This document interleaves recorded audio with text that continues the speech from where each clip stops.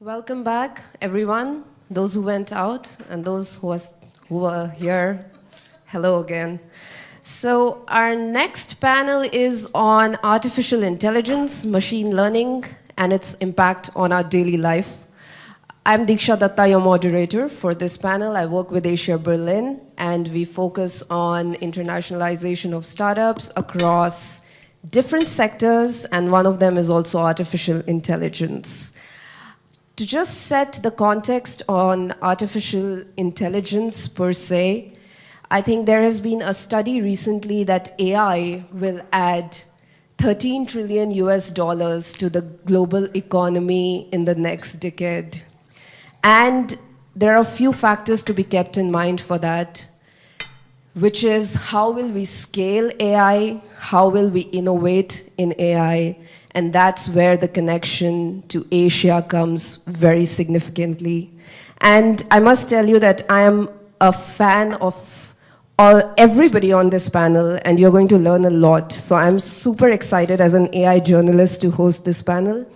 And I would start with asking the speakers to introduce themselves for this particular panel. And we first start with Dr. Hans. So if you could, Dr. Hans, if you could give a one-line or two-line introduction about yourself to our online audience and offline audience. Yes, thanks for inviting me. I'm happy to do this. I've been working in AI for more than 30 years. I started to work in research in the United States, in the Bay Area, at Stanford Research. Then continued in Germany, where for many years I was one of the scientific directors at DFKI, first being the head of the Saarbrücken site. Then I built up the Berlin site. For the last 3 years, I lived in Beijing, where I started an AI company in Beijing and in Berlin, but this was not the first company I started. There were several ones before, and now let's see, now I'm spending most of the time in the company, but sometimes still working for DFKI, for the German Research Center for Artificial Intelligence. Thank you very much. Then we have Dr. Fei. She's also an AsiaBerlin ambassador. Thank you for coming to the panel, and I would like you to please introduce yourself as well.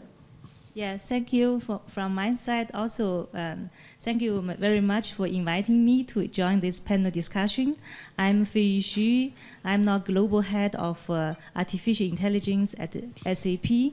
My mission is driving enterprise AI at SAP in order to help all the companies in our ecosystem to confirm and also conduct intelligent transformation. And before I joined SAP, I have had established the first artificial intelligence lab at Lenovo and help successful intelligent transformation of Lenovo, respect to intelligent devices and also intelligent process. And I have worked in artificial intelligence also for many years. Before I joined Lenovo, I had worked at the German Research Center for Artificial Intelligence for almost 19 years. And now I'm looking forward to our discussions and insights. Thank you so much. Thank you. And Ludwig, welcome to the panel. Yeah, thank you also very much for inviting me. I'm, you can say, an European Asian manager, so I lived the last years in Vietnam, in Shanghai, in China, and in Germany, and I could follow how the developments are in facility management, integrated facility management. So I saw how artificial intelligence is used there, how data is collected and what can be done with the data, to see how smart city development can be done. Very impressive developments in the last time. And yeah, after managing the biggest European company in Vietnam in this field, I started my own company. It developed also quite fast, and I see how many people ask now for exactly these smart solutions for yeah, artificial intelligence. And I also very happy to do some bridges between Asia and Germany, since I'm the representative of BVMW, the big association for German small and medium-sized companies. And of course, we are always keen to connect and to help the companies to bring together this knowledge and to develop in this sector as well. Wow, so as you can see, a very diverse panel so far. And we also have two speakers joining us remotely. So we'll start with Sidhartha. Sidhartha, we are all introducing ourselves, doing it a little differently for this panel. So would love your introduction as well. Sure. Thank you, Diksha. Thank you so much to AsiaBerlin Summit guys for arranging such a beautiful, extraordinary summit, global summit. I'm really thankful to everyone, the government, the people who have arranged this, and thank you for everything that you have provided us, a lot of opportunities. My name is Sidhartha. I'm the founder of Powerli Ai. We believe in giving more powers to AI. What we are building is a sustainable HR technology platform that helps companies bring in digital transformation. So what we believe is transforming the HR function, which was traditionally earlier was most of a kind of a support function, but right now it's more getting into business, and HR is more connected to business right now. So we want to transform that function. We use natural language processing and voice technologies to connect talent and businesses and solving some of the critical challenges in human resources department globally. We are based out of India in Mumbai, and we have a very strong connection to Germany, especially to Hamburg and Berlin both. I was for 1 year in Hamburg. I was a part of a sustainability program by BMJ. It was called International Sustainability Academy. So we did research about for almost 1 year into sustainability. How do we include sustainability into the core functions of business as well as technology? So we believe in sustainability and bringing this particular concept into the core functions of businesses and in our own, in our own startup. And yeah, so I am basically from India, and I think, yeah, so looking forward to participate in this summit, and yeah, that's it. Yeah, thank you. We are also looking forward to hear your stories about AI innovation in India. And Nav is also an AsiaBerlin ambassador, so very proud to have two AsiaBerlin ambassadors on this panel. We would love if you introduce yourself. Hi, Diksha, first of all. After listening to all the other panelists, I feel I should go back and sit in audience because I'm the odd one out here. I'm not a tech expert. My understanding of AI is as elemental as that it works like neural networks. They learn on their own, and that's my understanding of AI. And I'm here on this panel, and otherwise my curiosity about AI is my kind of quest to learn about AI is more from curiosity perspective, and how does it kind of interacts with humans and how it can shape humanity. I run a design consultancy called ideactio in Singapore, and it's around 9:30 p.m. here, 9:41 p.m. here, just to give you a perspective of time difference. And also, Diksha, I would like to know how many people are sitting in the audience there, just to get a sense. Okay, these are the questions. So how many of us are here? We are, I think, around, we are 150. And no. See, they are laughing. You can already hear 150 laughter. Actually, I saw people giving you thumbs up for giving such a beautiful... we are under 20 because we've been having a long day, and yeah, and also, so yeah, we are under 20, jokes apart. So, okay, let's dive into the world of AI and AI innovation. So, as I started my panel with talking about how much AI, the adoption of AI is going to add to the global economy, and it's $13 trillion US, and these are the numbers that reports in McKinsey publish, but we really don't know what's happening on ground. And my first question is related to innovation in AI. And the broad view that we have right now is that most of the innovation that's happening in AI is in US or China, and those are pretty much the front runners when it comes to AI innovation. And then there is Europe, which is actually receiving a lot of government support when it comes to AI innovation. So to get a macro view, I would like to start with Dr. Hans, actually, that because you specifically specialize in this, and when we talk about AI innovation, why do we say that give us some examples where we say that Asia is leading and the US is leading and Europe needs to catch up, and why is that? It's a very broad question, I know, I'm sorry. It's a very broad question, and it will take it will take a few sentences, because it has a long history. You may know that most of, or many of the algorithms in AI, of the methods with neural networks, also in the area of autonomous driving, in language technology, originally came from Europe. And many of the people, the Turing Award winners, for instance, in AI are Europeans. So I would say the majority of very basic insights and methods came from Europe, but there's a long, long history.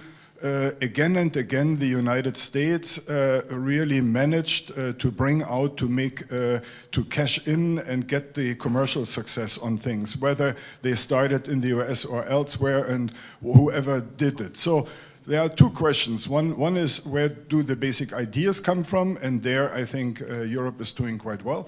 But in commercialization, the United States was always much, much better. That's a very old traditional thing that started with the internet, with GPS, all these things. Yeah, so it's a long history. Machine translation, for instance, was started from Europe pretty much, and so on. So lots of other things. Autonomous driving, Sebastian Truhen from Germany, and so on. So United States does it because they have two methods that now we come to who learned from whom. Yeah, there are two methods. One is you don't stop funding after basic research is over, but you have an agency like DARPA that funds things until you can use them. And that makes it possible to hop over to startups, successful startups, and then you get startup funding. Why? Because there are things that are ready to use and ready for commercial success, and there's enough startup money. So these two things were missing in Europe, the last mile, and then the startup money.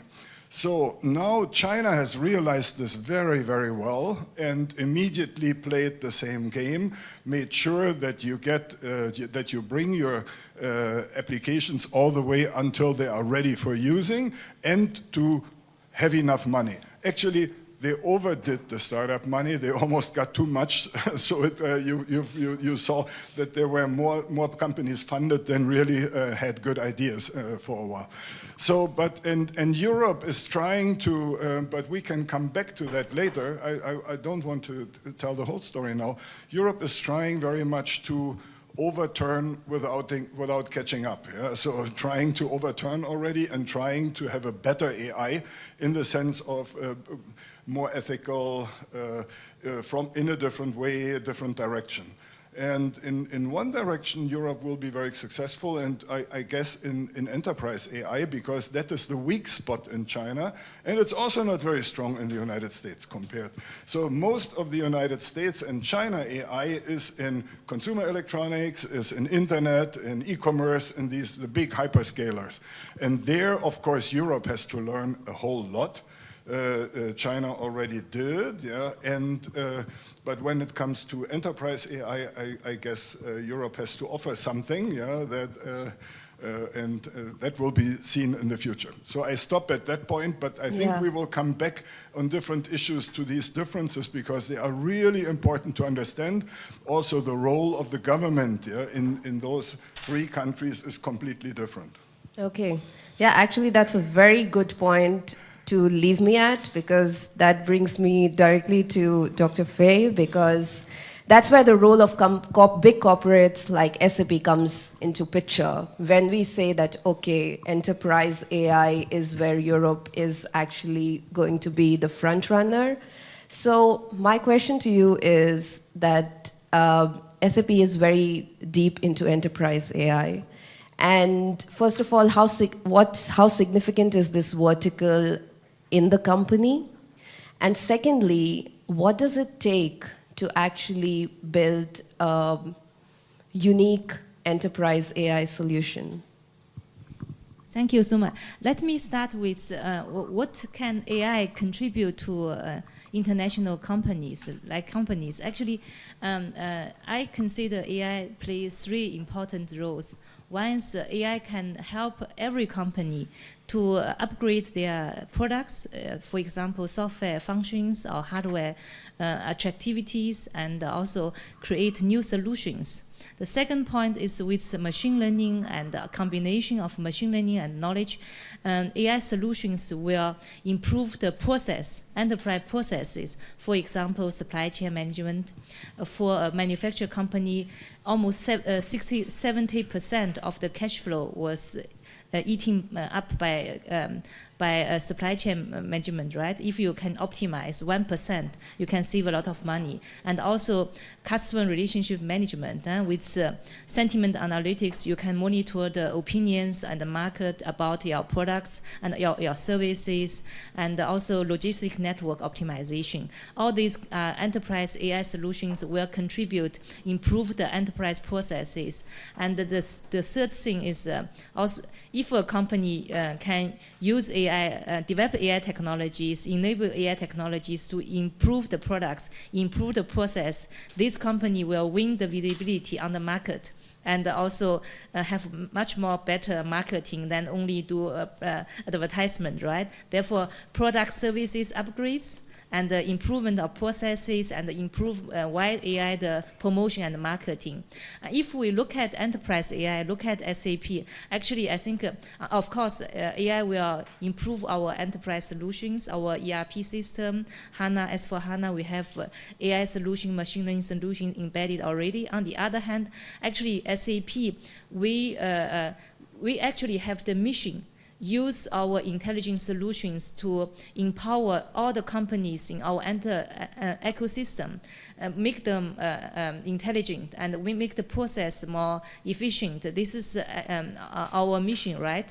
And if we look at the enterprise AI solution in comparison to the, I call general purpose, the narrow AI, like face recognition, object recognition, voice solution, they are actually AI solutions which were very popular in the past years and also very narrow and perception driven. But if we want to make really very good enterprise AI solutions, this must be precise, right? Also combined with company knowledges, verticals, right? If we want to have supply chain management for manufacturing companies, we have to consider also how the hardware and software will be combined to each other.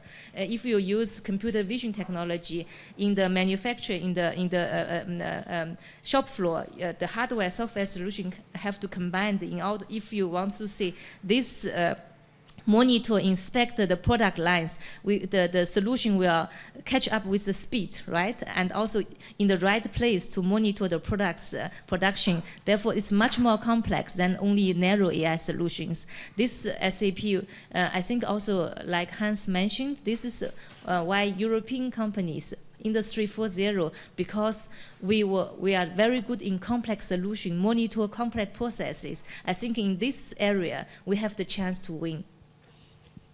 Okay, that's indeed something that is also, I think, for everybody who's listening to this, because this panel is very diverse and we are very lucky to have a panel where we have a corporate, where we have a young startup, and where we have Ludwig, who works closely with the SMEs, and we have Nav to give us the human perspective, and of course your knowledge about everything that's happening in the Asian markets and the research side.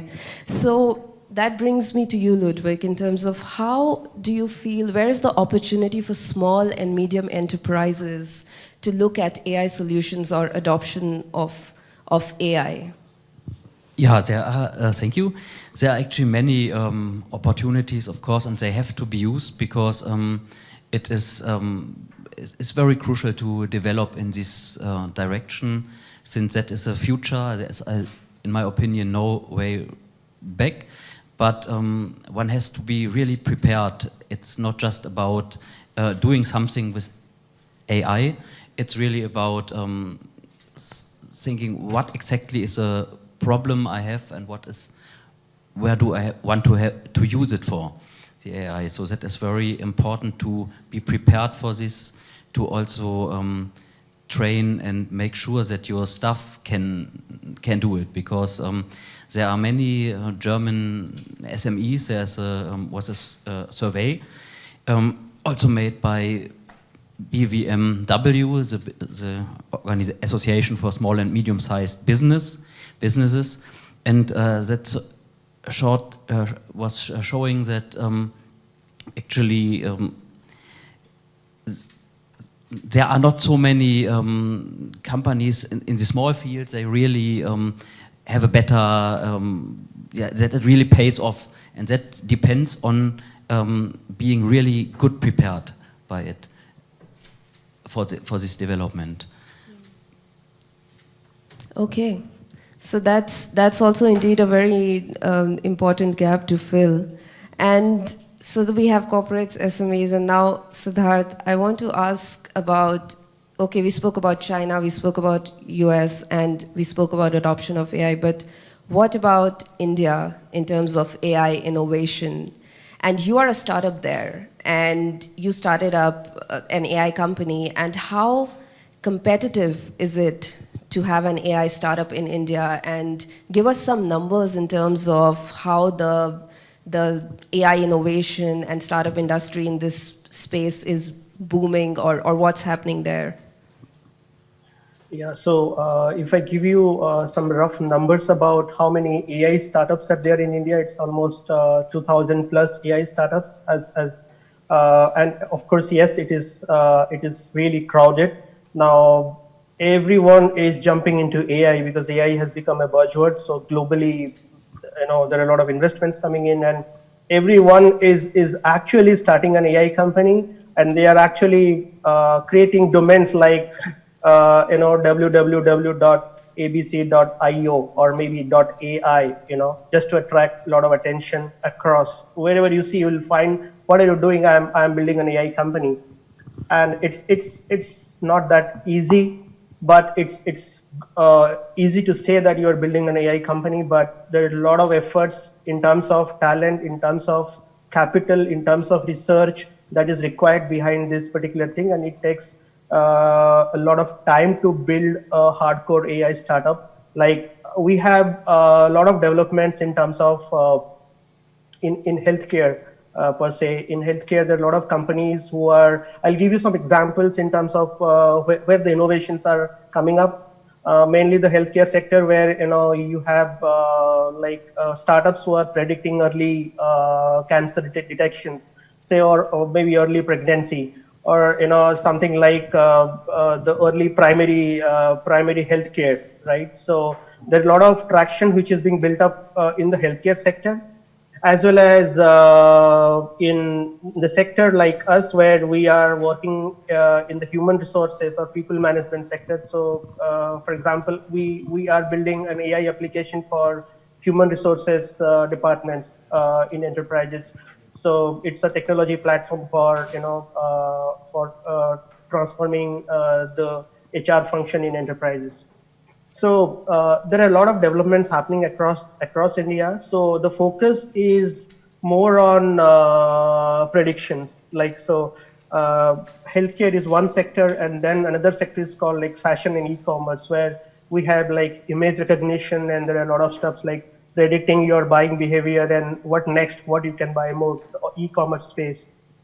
And then you have automotive sectors, where the application is predicting like the maintenance, like how frequently the machine is going to be like, you know, repairable, like how frequently you need machines to be repaired, like, you know, so predicting the maintenance part of machines and all that. So there are different innovations happening across. I gave you a few examples. And if you look at the overall AI market, like you mentioned about a few $1 trillion worldwide.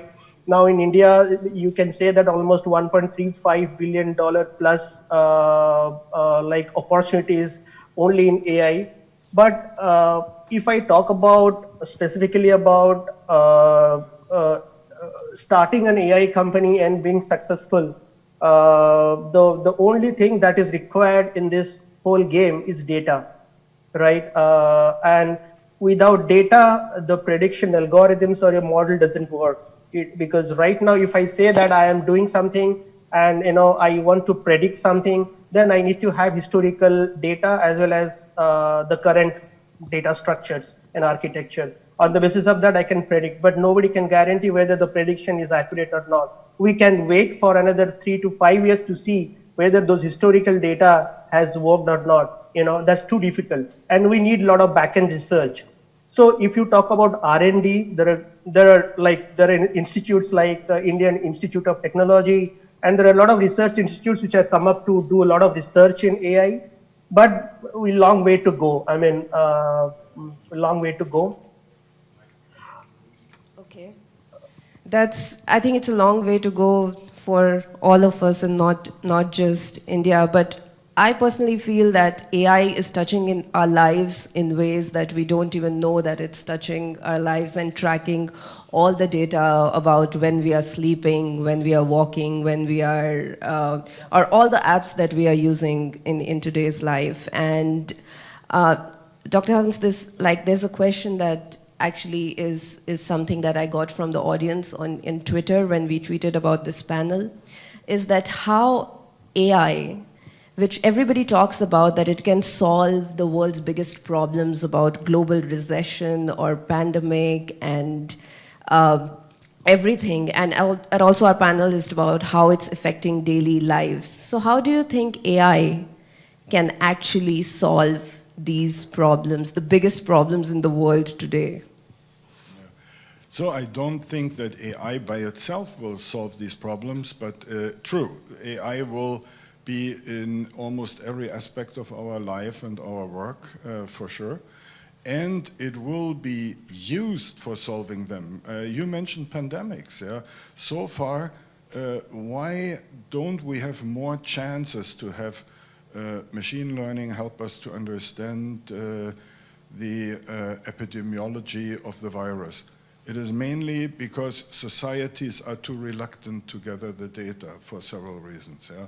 It is possible. It is possible. We could have observed already the essential workers, yeah, the system-relevant companies, and compared them to the ones that had the lockdown. We could have followed and tracked at least huge samples. But many societies, especially European, Western societies, are very reluctant to getting all these data. Here we are back to the data problem. But it will happen, of course, eventually.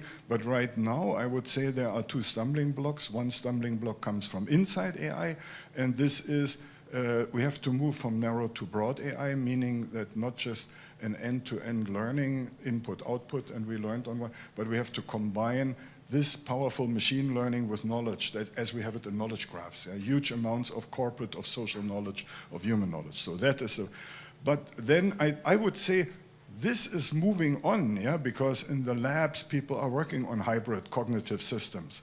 But what is right now the biggest stumbling block is the inertia of society. It is simply that in the Western society, we have, in comparison to Asian societies, a very polarized society.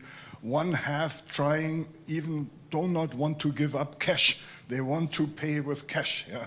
They want to, and they are very much scared of leaving their data and having their data gathered. Yeah? And the other half, yeah, the other half are the politicians who say, oh, we let now SAP and German Telecom to do a tracing app only if we make sure that only very few people use them, because we make it completely voluntary. So that's the, so then they do, and this is the same way. I'm using this example only, but there are 1,000 other examples in our society. If you look at digitization in the schools, in the public administration. So China, for instance, would do procurement.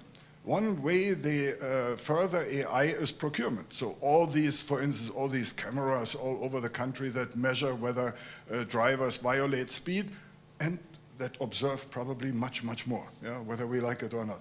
But this is kind of a procurement. Or DARPA is doing procurement. Whereas in the public administrations in Germany and in Europe, they are still fighting whether everybody of the employees should have their own PC and a laptop, and whether there could be any dangers and all. So we are still in a different world. So, and I think in Europe, that's why I say enterprise AI has a chance, because enterprise is driven by monetary interests, and enterprises will move to using AI eventually, yeah, because it's necessary for survival. But in the rest of society, yeah, in the health system, in the educational system, in the public system, I guess, with the exception of a few countries like Estonia and Finland that are a little bit more advanced, we are probably have to travel, see that COVID-19 regulations are stopped, the quarantine, and then we can travel to China and see how AI really enters daily life. Yeah? So we will rather see it in California and in China than in Europe. So is it safe to say that access to data is one of the biggest challenges when it comes to innovation in AI in Europe, per se? It's not only access to data, it's getting the data. It's getting the data, because right now legislation is pretty much against curbs, really. It's still, I mean, it has become better. There are huge progress. We don't want to blame the politicians now for everything, or the population. There's huge progress already made. But still, it is too slow. It is by far not enough gathering of data. I mean, compared, for instance, just between Germany and Estonia, yeah, I don't want to even mention it because the tears are rolling over my cheeks, if I would, because lots of things in public administration that are possible in other countries. And let's face it, I mean, China has embraced AI not only by lip service, but they are bringing it into the schools, into the primary schools. They are equipping the public services. They are giving huge contracts. And so in that end, probably this development that you mentioned, that AI will end up in people's lives, will eventually also happen in Europe. But we cannot bank on that it will happen at the same time here. Maybe much later. Yeah, fair. Unless we speed up very fast. Yeah, fair to say that. So now you had a lot of interesting perspectives in terms of what is the relationship of human beings with AI and humans with AI, and how we look at machines, and how has it changed over the years, considering it's coming into our daily lives. So take us through that journey of human-machine relationship and how it's impacting our daily lives. Yeah, thanks, Diksha. Before that, I would like to touch on what Dr. Hans was saying just now and what he said earlier. I just want to share a very interesting, one-liner I had heard somewhere. They say, like, in AI or in technology, US innovates, Europe regulates, and China executes. So I think all three have to come together somewhere, because this is a very lopsided equation that we are in like three different ages or eras regarding to one technology. And for something like AI, I think this kind of symbiosis has to happen sooner than later. So yeah, I think, as I said earlier, I'm no expert in AI. My interest is purely out of curiosity, and I was kind of reflecting on a bit, and to kind of the topic was impact of AI on our daily lives, and I thought, like, first of all, to even understand the impact, we need to understand what it means to be human. Number one. Number two, we need to understand our relationship with technology in general and maybe AI in particular, and then understand the difference between machine and human. Only then we'll be able to have some kind of ability on how we can look beyond this frenzy of AI into how it will impact our lives. So maybe I'll touch on each point very quickly.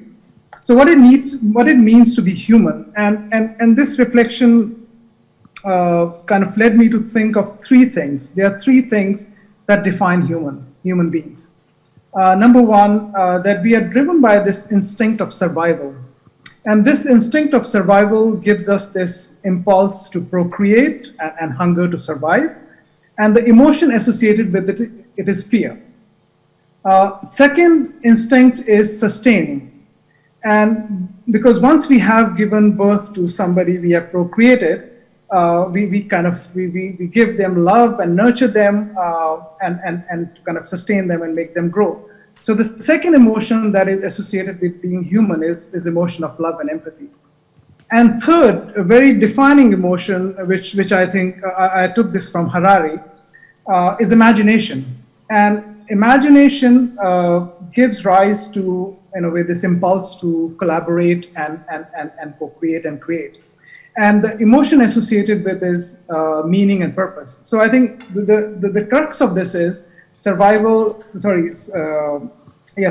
sustaining, and imagination.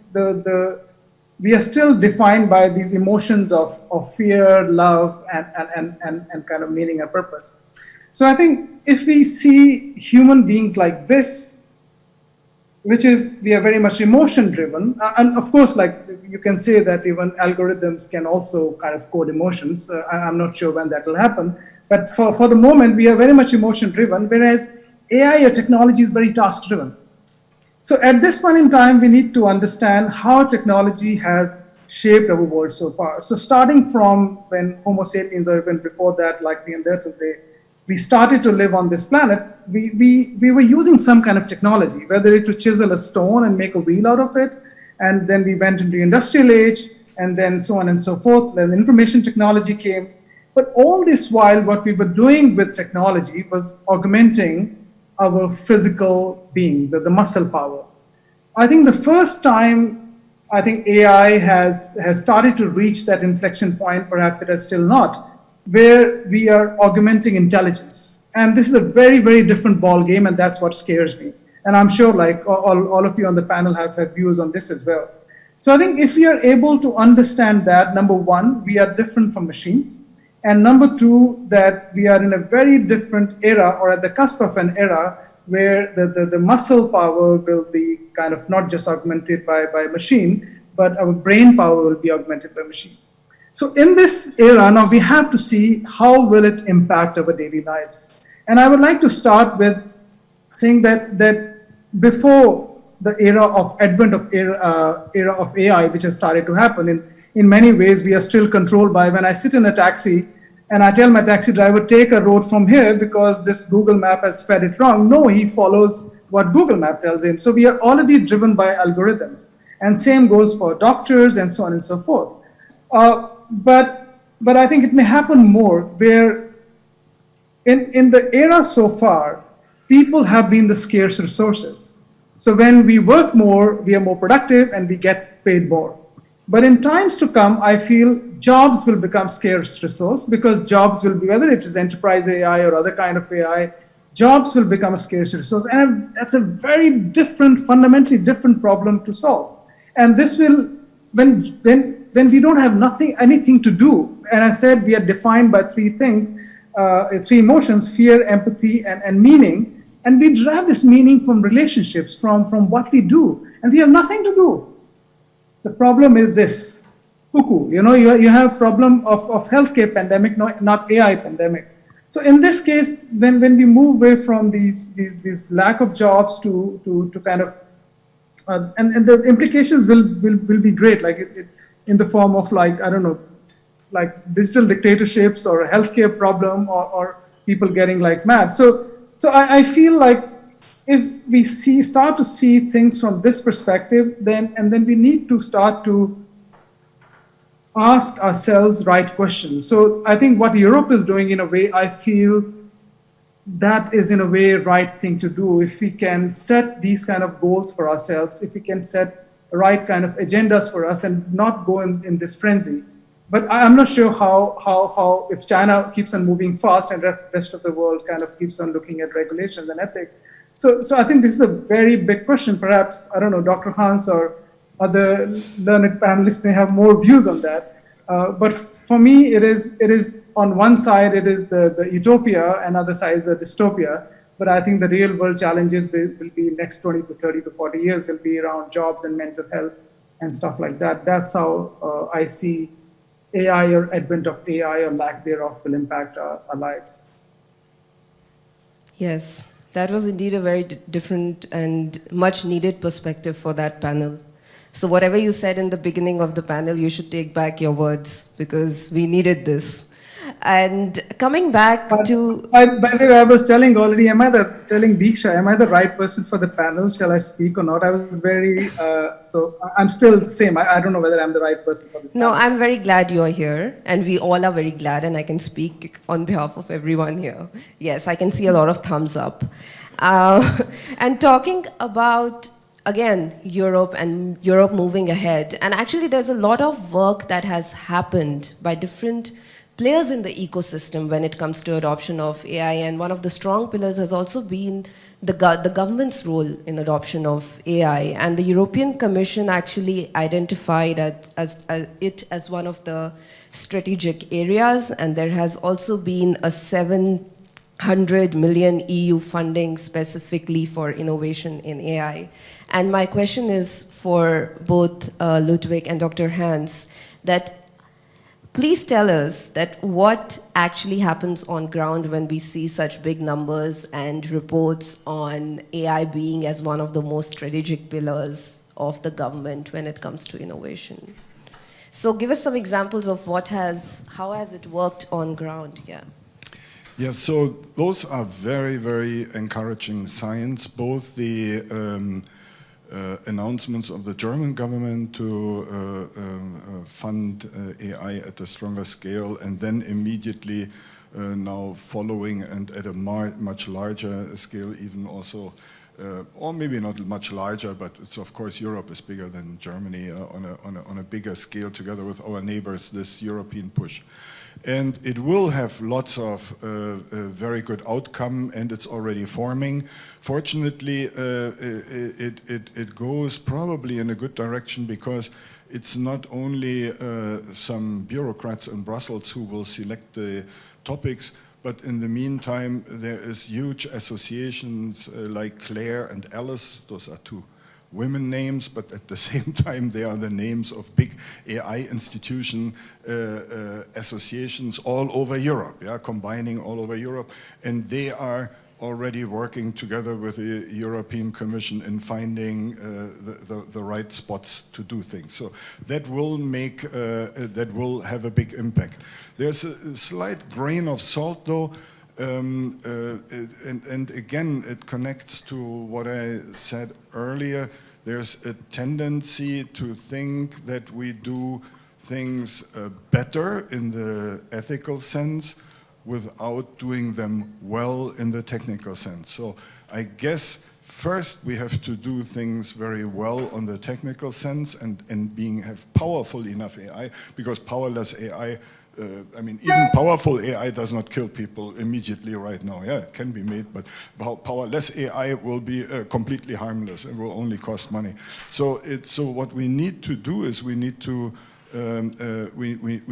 be able to be abreast on a par at the same as our competitors and collaborators. We have not talked about collaboration enough yet, only about competition, about our competitors in Asia and in the United States. But in order to give the world more transparent, more reliable, more responsible AI, we need to be as good in performance as the best AI, because otherwise you know what the world will do. It will take the more powerful AI and not the ethically better AI. So this is really, we have to be very, very careful that we do not postpone things too much and say, okay, let the other people do the powerful bad AI. We wait a little bit and plan the good AI, yeah? And then we come and try to sell the ethical, the supreme AI to the world. It may be too late by then. So we need to make, that was my grain of salt also. But yes, it is very important that we get these AI initiatives of the governments, but on the other hand, we should not try to over-regulate without knowing, without getting a better experience on what the real dangers will be, not the dangers that sociology students make up in their seminars, yeah? Or people in the humanities departments now are dreaming of in their nightmares or so. But the real dangers are very hard to foresee. If in the beginning of the automobile or of the of electricity, we would have foreseen all the real dangers and made already all the legislation, it would have been completely wrong. Yeah, and every premature regulation actually is hindering progress and is only disturbing people. So we should be very careful. We should have mechanisms for monitoring and letting our ethical concerns and our activities march on with the technical progress and have feedback loops always from the practice and have people observing all these things instead of having 1,000 committees and already drawing up regulations for something that does not exist yet. Okay, and how would what would you add to this, Ludwig, when you're working with small and medium-sized companies or other areas of your daily life? At first, I want to add that you get an idea. So there are really many programs, funding programs to foster technology research and development.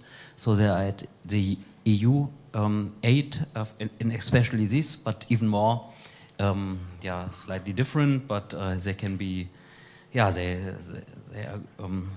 help these companies. But nevertheless, it is like that.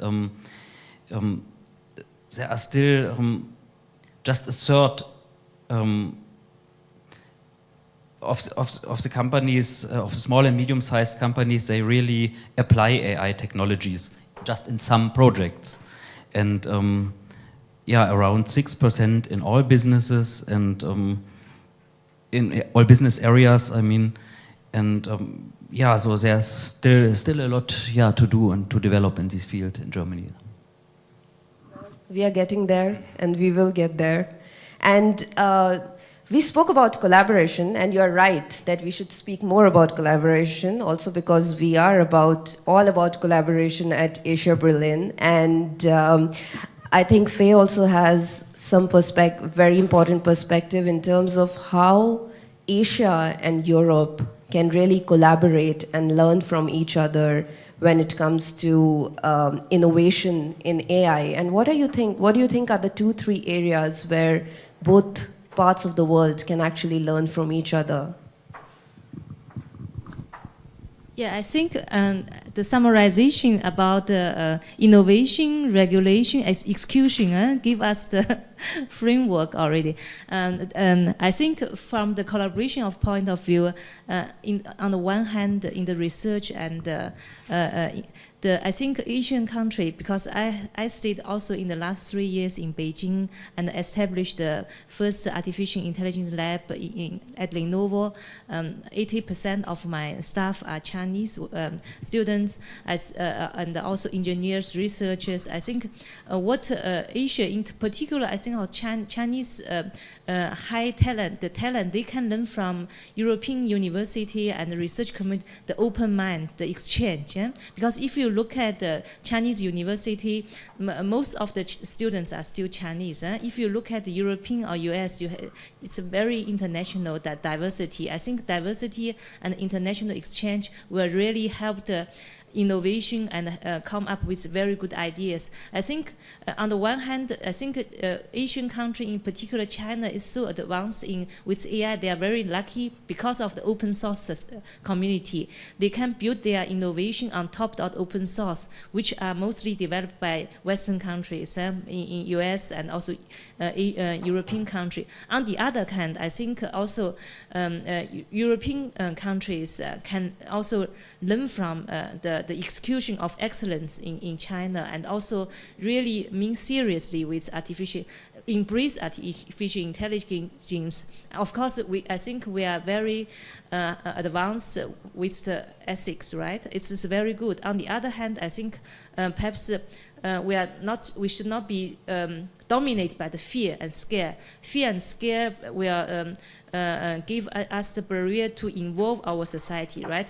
Actually, we are part of the not only the innovation, also the evolution of the human society, and artificial intelligence will be part of the evolution of our human society. If, as Hans also mentioned, if we are too scared of the risks, perhaps we cannot catch up the general trend of the evolution of our human society. We should learn from, be more embrace, have more courage. This is the second point.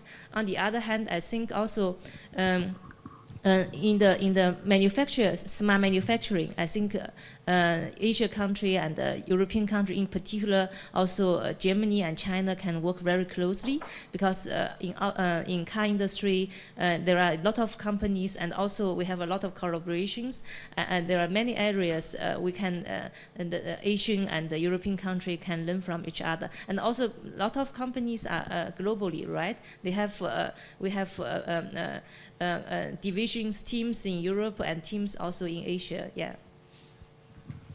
Yeah, and that's why you come to AsiaBerlin, because this is the ground where you actually connect Asia to Europe.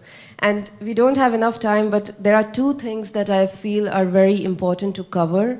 And one of them is when we speak about enterprise AI or AI solutions, and we see that everybody wants to invest in AI, there are AI startups, and how do you actually measure the return on investment when it comes to adoption of AI? Like, how is it actually helping in terms of whether it's saving money or whether, you know, in customers? So what are the 3-4 parameters where you would say that are, that help us in calculating ROI on AI adoption?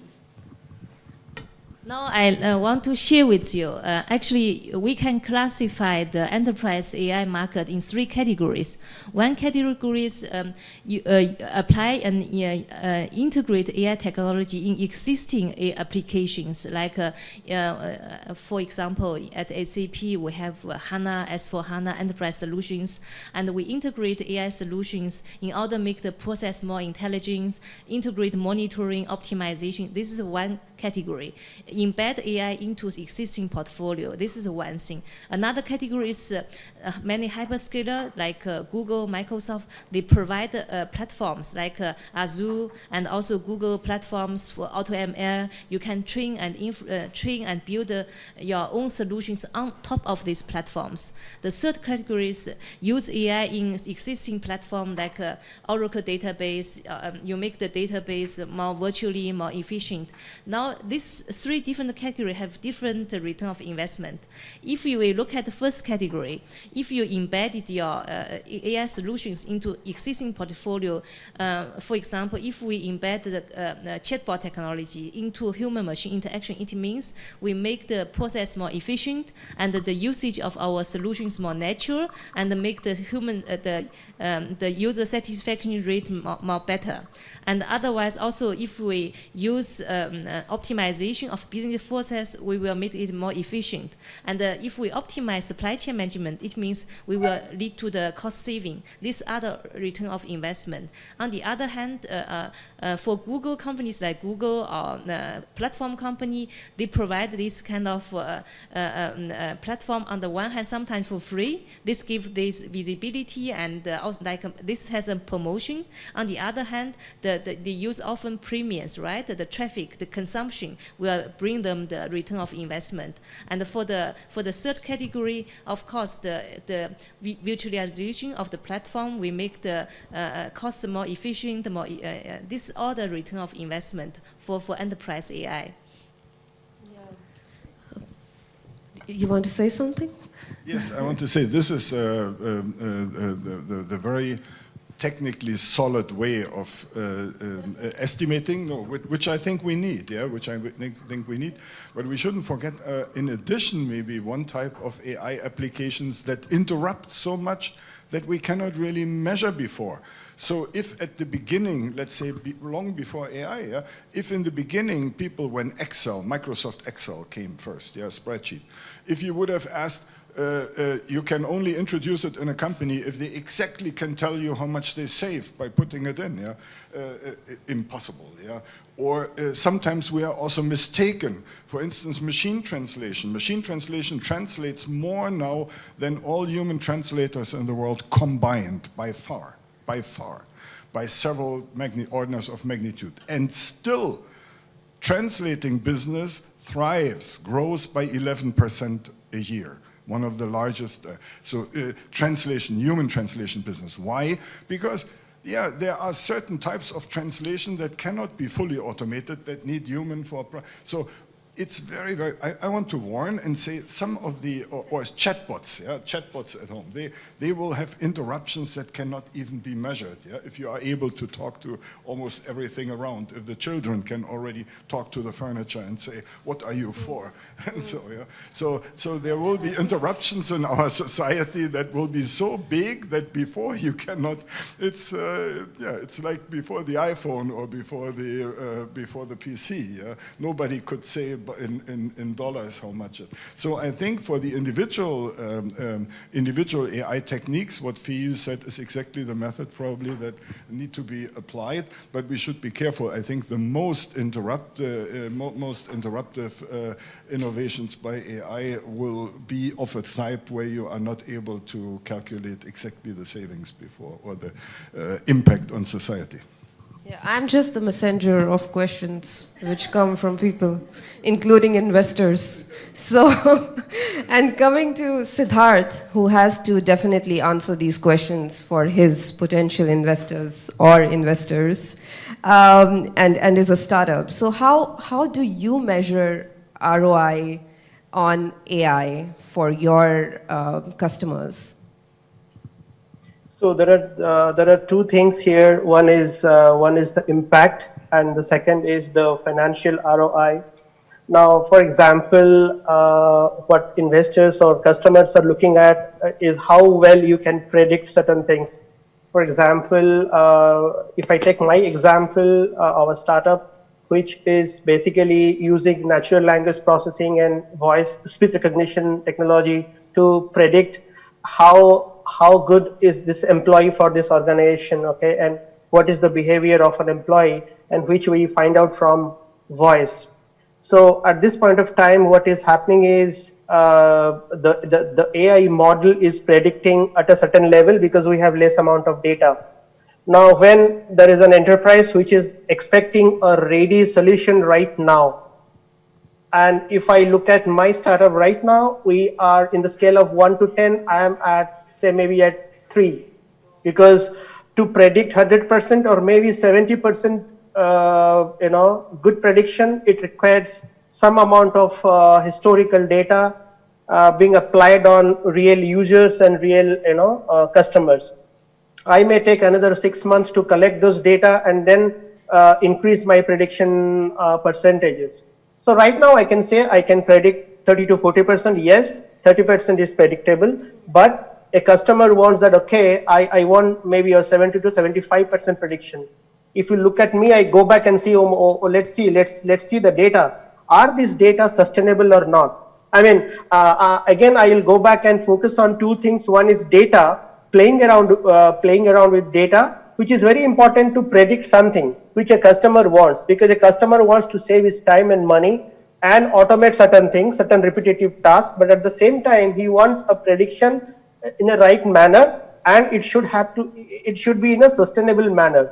Now, I mean, I'll give an example. A couple of years back, Amazon had their own recruitment model, okay, and they stopped that model because the model itself predicted and selected a lot of white people.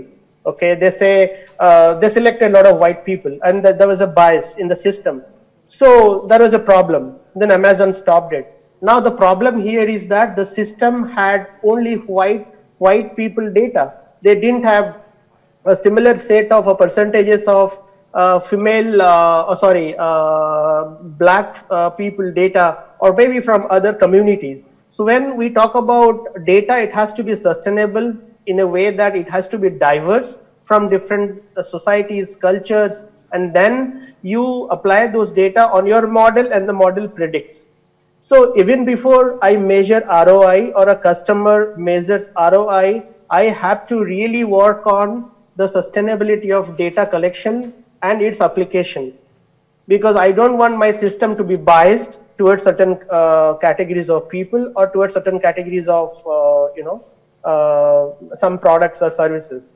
I mean, so the biasness is everywhere. If we talk about e-commerce or fashion or medical or HR like us, everywhere it is there. So, I mean, as I rightly said, that there is one thing that is very important is the impact. Is it really saving the time of a customer? I mean, traditionally, I'll give one example that earlier people did a lot of phone calls to talk to talent candidates during recruitment processes. Right now, we brought a chatbot model, a conversational AI platform where the chatbot actually saves a lot of time in terms of communication, engagement, answers questions, and we get voice recordings in advance. So we analyze those voice recordings and can tell an employer, a company that, look, these are the 10 people who fits this particular job, or these are the 10 people whose behavior is in a certain manner. So we are doing a certain level of predictions. So, and those predictions are based on certain amount of data. So, I mean, the ROI is actually based upon the data you collect, the kind of data you collect. Now, right now, if you have more data, the model is more accurate and predictable. And of course, the customer is happy. Yeah. And what investors are looking at is basically the kind of tech talent you have. I mean, it's specific to India. We have good people who are good, smart in engineering and mathematics, statistics, which are required for the machine learning models, right? You need to be thorough with statistics, right? So the investors are look at, okay, you have a tech talent, you have a tech co-founder or not, you have a good team. Then they see that, okay, how much data you have. Have you collected enough data so that this model works, this model predicts something accurately? Because the level of the percentages of prediction vary. So they see, okay, how much data you have worked on, what is the historical data, tell us something about that. Yeah. And then they see the architecture. So, I mean, what kind of architecture you have built? Is it scalable or not? In which cloud platform you are using? I mean, what is the cloud platform that you are using? And what is the data architecture model that you have, which should be scalable? Now, today I have 100 numbers. Tomorrow I may have 1 million numbers. So is the system capable enough to, sustain that particular amount of data? So, yeah, I mean, to answer your question, so the ROI is based on these different parameters and different scenarios. And over a period of time, actually the customer realizes that what they are investing and what is the return basically. I mean, it's very difficult at this point of time to tell a customer that, okay, you will get 10% or 20% from your return from your investments, what you are making. Yeah. So you almost read my mind, because responsible AI and bias in AI is one of the very important topics to talk about when it's even corporates or startups or individually any of us. But unfortunately, we don't have much time to go into that deep, but this discussion will go on because we will also post this panel recording on our channels, and then we can take forward this discussion from there on responsible AI. But probably if we can have a very brief answer on how we can actually work towards responsible AI and what are the 2-3 measures that we can take towards removing bias in AI, I would really love to hear that. Briefly, yeah. I will try to sum it up very briefly. So first of all, there are no ethical or unethical algorithms. It's only what you use them for, yeah, what you use them for. And the bias is usually not in the algorithm, but in the data. So there are two problems. One is the intransparency of neural networks, and there are many people of trying to combine neural networks with other methods and making them more transparent so that you can make them accountable, that you can see what they are doing. And then there are also improved methods of removing biases from the data by, for instance, weighing data. So you can weigh data, you can give higher weight to certain data. So if you say, I didn't have enough women or minorities in my sample, you can help it if you want not to perpetuate this bias from the past in the future. So there are methods for doing that. There are methods, but so don't blame AI for that. It's the people who are to be blamed. They are the people who are not careful enough with the data, the people who are using the wrong algorithms for the right things or the right algorithms for the wrong things. So but it's possible. Many people are working on making AI more responsible. There's lots of research being done in this line, and I'm pretty optimistic. So there's so far no obstacle where I would say, oh, this cannot be handled. Here AI will become mean or so.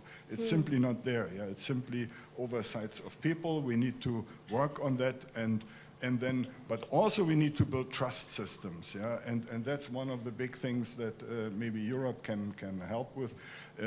When it comes to sharing, to data, to controlling, to look at AI, to assess AI, to certify it, there needs to be trustworthy institutions and organizations and ways. It is not so much in the end the technology. Yeah? We need things like the TÜV and the DEKRA and lots of other things, lots of other organizations that in the automotive sector are doing things. We need similar things, trust systems also in AI.